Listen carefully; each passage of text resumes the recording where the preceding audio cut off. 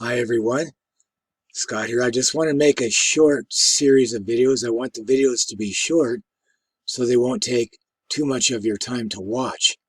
And I want to make a series of videos here on practical self-awareness, practical awareness, practical mindfulness.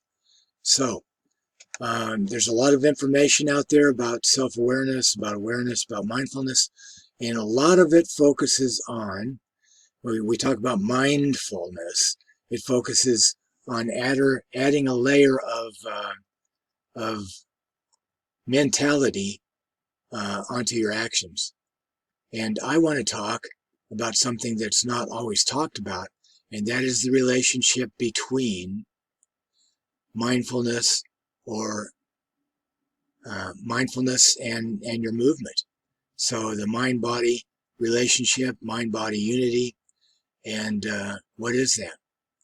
So we're actually going to talk about not just adding a layer of some sort of mentality onto your life and movement, but we're going to talk about the relationship between those two, between the mind and your movement. So a lot of you are already going to know that studies have been done showing that you can use visualization to actually build muscle.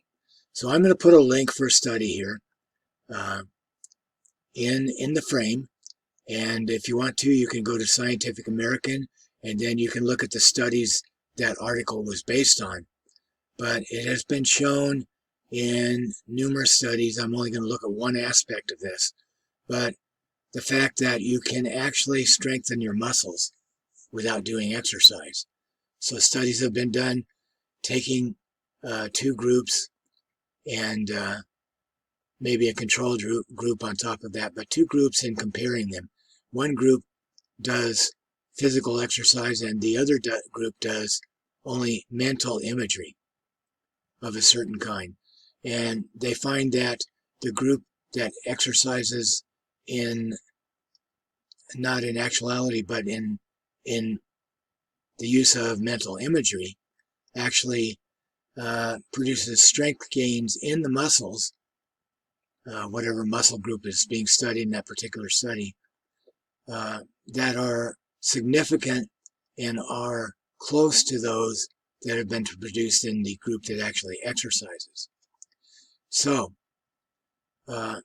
this study that I'm going to put the link up for also shows that visualization can be used to lessen atrophy. For instance, if a patient is injured, can't move a limb, foot, arm, whatever it is, the study's done with a forearm cast where perhaps that would be significant because if you'd broken your forearm, you wouldn't be able to move it. It would be casted. You could lose a lot of muscle strength and muscle mass. And this can be significantly reduced by doing visualization exercises of activating the wrist flexors and extensors and so on. So I'm going to put that link here, and then I'm going to ask you to do a little experiment with me to make some distinctions. So could you, while you're watching this, could you turn your head to the side once? You turn your head to the side, bring it back. Do it one more time, and this time do it a little bit more slowly, and pay attention to the activation of the neck muscles.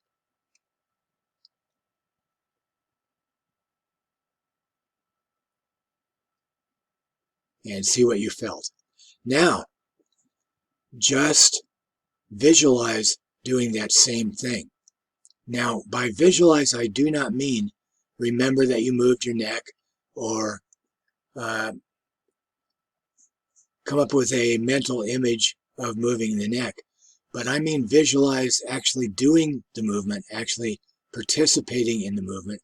And so you're going to use all your senses. You're going to use your kinesthetic sense, your sense of touch, and you're going to use your visual imaging, but you're actually going to participate in the movement.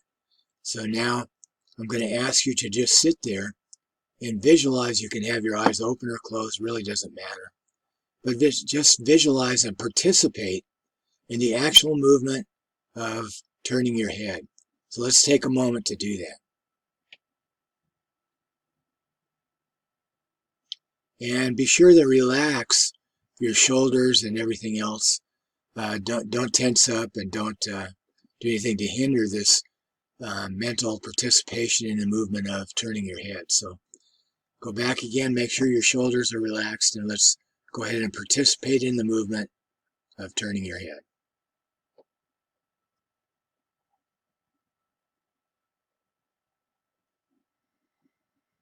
Breathe easily and do it several times.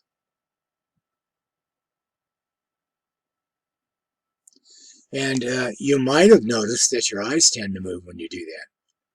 If you were really in the moment, participating mentally and visualizing that movement, actually doing it in the mind.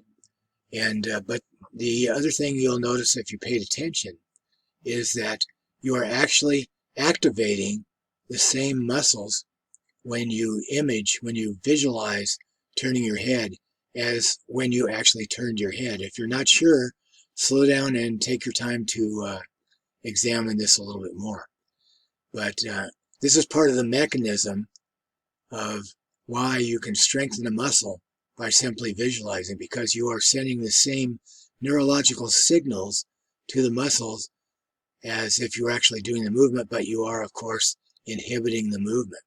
So what I wanted to do is really, to introduce this, I want to establish the link between the mind and our movement, so that thinking and moving, the movement of thinking, the movement of moving are so similar that we might almost say they are the same. So if you're not familiar with that concept, good. If not, maybe you've just reminded yourself. But we'll come back to that later. Visualization being an important part of understanding the link between mind and body. So thank you for watching. We'll try to keep this short and talk to you again soon.